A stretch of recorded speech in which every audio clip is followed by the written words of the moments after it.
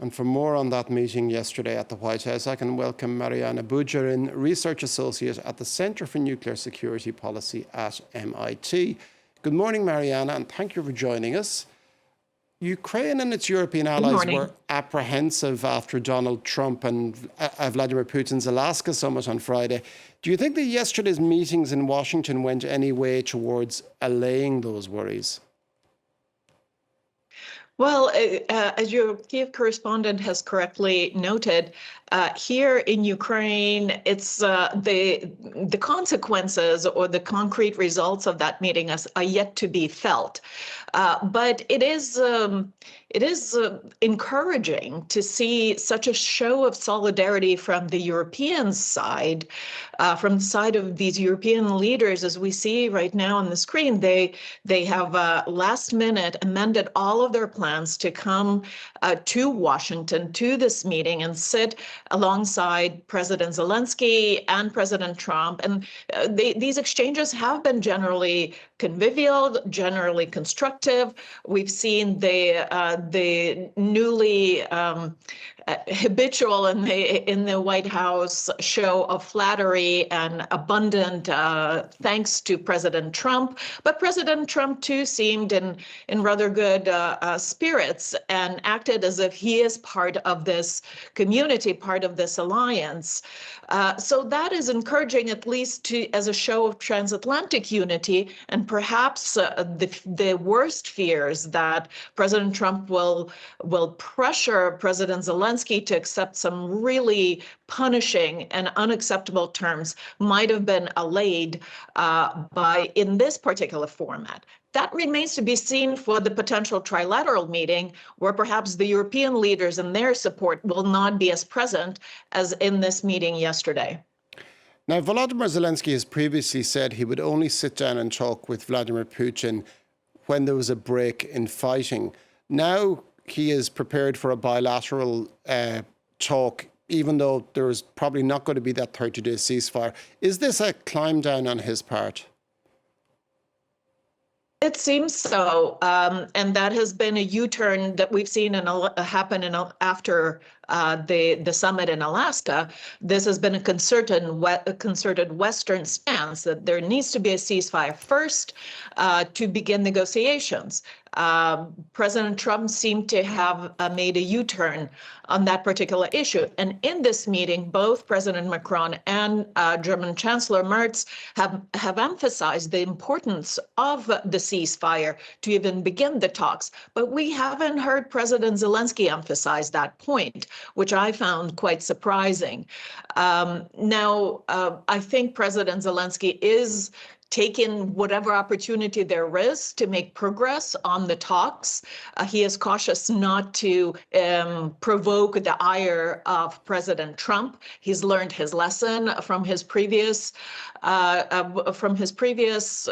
visit to the Oval Office, and perhaps there is a coordination behind the scenes between President Zelensky and the European leaders as to who says what and who emphasizes which point.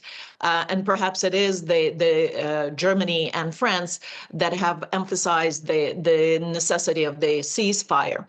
So we'll just have to wait and see what they agree in terms of trilateral, bilateral meetings going forward. Sure. Is it significant that a bilateral meeting is planned to take place before the trilateral one with Donald Trump? And whom of Ukraine and Russia might such an arrangement favor most?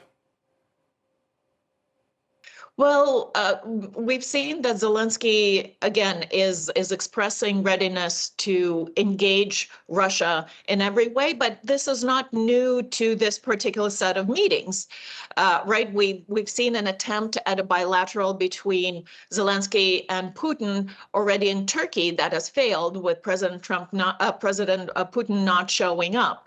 So I think President Zelensky, again, is under enormous pressure to move to break the deadlock, right? This particular process, even though it's quite unconventional with the summitry with Putin and so forth, is, we have to admit that it has injected some kind of momentum into the possible resolution of this war and coming to an end.